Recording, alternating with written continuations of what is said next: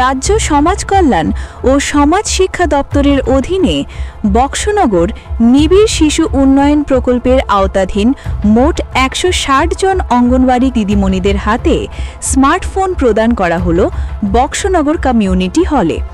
এই স্মার্টফোন বিতরণ অনুষ্ঠানে উপস্থিত ছিলেন বক্সনগর বিধানসভা বিধায়ক তফাজ্জল হোসেন, বক্সনগর সমষ্টি উন্নয়ন আধিকারিক সঞ্জীব কুমার পাল, পঞ্চায়েত সমিতির চেয়ারপারসন স্বপ্না নম, ভাইস চেয়ারপারসন সেলিনা আক্তার, বিশিষ্ট সমাজসেবী অনিল চন্দ্র দাস, বক্সনগর আইসিডিএস প্রকল্পের সিডিপিও প্রবাল বর্মন সহ অন্যান্য বিশিষ্টজন।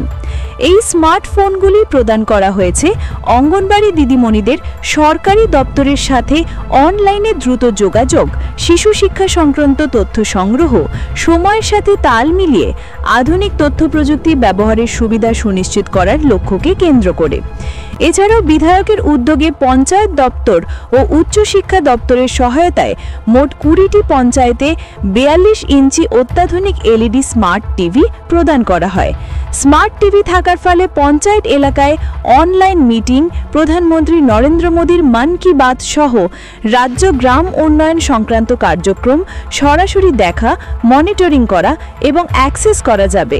ফলে সাধারণ মানুষও সরাসরি উপকৃত হবেন। অনুষ্ঠানে বক্তব্য রাখতে গিয়ে বিধায়ক তফাজ্জল হোসেন বলেন, যেটা আমরা কোনোদিনও কল্পনা করতে পারিনি, যেটা নাকি স্মার্টফোন আমরা পাবো অঙ্গনওয়াড়ি দিদিমণিরা, যাদের খবর আমরা কেউ রাখি না, যাদের বাচ্চাদেরকে লেখাপড়া করায়, নার্সারি বাচ্চাদেরকে লেখাপড়া করায়, ছোট ছোট বাচ্চাদেরকে, আসলে তাদেরকে আমরা শিক্ষক এবং শিক্ষিকা হিসাবে আমরা জ্ঞান করি না আমাদের সমাজ। যার জন্য আমাদের সমাজ আপনাদেরকে ভুলে গেলেও আমাদের নরেন্দ্র মোদী আপনাদেরকে ভুলেনি, আমাদের ত্রিপুরা রাজ্যের জনপ্রিয় মুখ্যমন্ত্রী আপনাদেরকে ভুলেনি।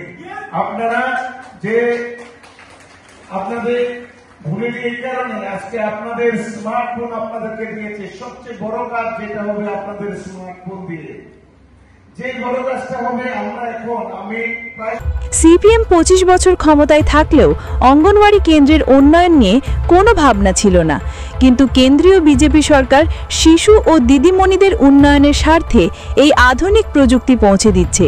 এটা সত্যিকারের অভিনব উদ্যোগ।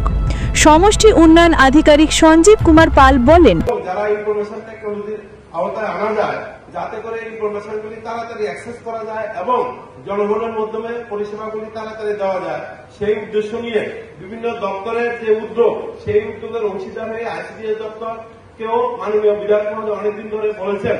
তারই অঙ্গ হিসাবে আমাদের আইসিডিএস দপ্তর থেকে এখানে ১৬০টা ডিজিটাল মোবাইল অর্থাৎ অত্যাধুনিক মোবাইল এখানে যারা অঙ্গনওয়াড়ি ওয়ার্কার আছে তাদেরকে এখানে একটু পরেই পরিষেবা বিতরণ করা হবে, যাতে করে সাধারণ মানুষের যে পোষণ ট্র্যাকার, আপনারা জানেন একটা অ্যাপ, সেই পরিষেবার মাধ্যমে গর্ভের আগে থেকে শুরু করে গর্ভবতী পর্যায়ে, পরবর্তী পর্যায়ে, প্রসবের পরে যে বিভিন্ন পরিষেবা ওনারা যাতে সহজে পেতে পারেন, সহজলভ্য হয়, সেই উদ্দেশ্য নিয়ে এই মোবাইলগুলি বিতরণ করা হবে। এরপরে আরেকটা প্রোগ্রাম আছে আমাদের এখানে, তাও মাননীয় বিধায়ক মহোদয় এটা উদ্যোগ নিয়েছেন। বারবার উনি বিভিন্ন ডিপার্টমেন্টের সাথে আলোচনা করেছেন যে কিভাবে আমরা, আপনারা জানেন বিভিন্ন পঞ্চায়েতে সরকারি বিভিন্ন ধরনের অনুষ্ঠান হয়, বিশেষ করে বিভিন্ন ধরনের ডিসি মোডে বিভিন্ন মিটিংগুলি হয় এখন। তারপরে আপনার বিভিন্ন ধরনের উচ্চ পর্যায়ে যারা আছেন, আধিকারিকরা আছেন, এবং আমাদের মাননীয় প্রধানমন্ত্রী মহোদয় এবং মাননীয় মুখ্যমন্ত্রী থেকে শুরু করে ডিপার্টমেন্টাল মিনিস্টার থেকে শুরু করে বিভিন্ন ধরনের আলোচনা হয়।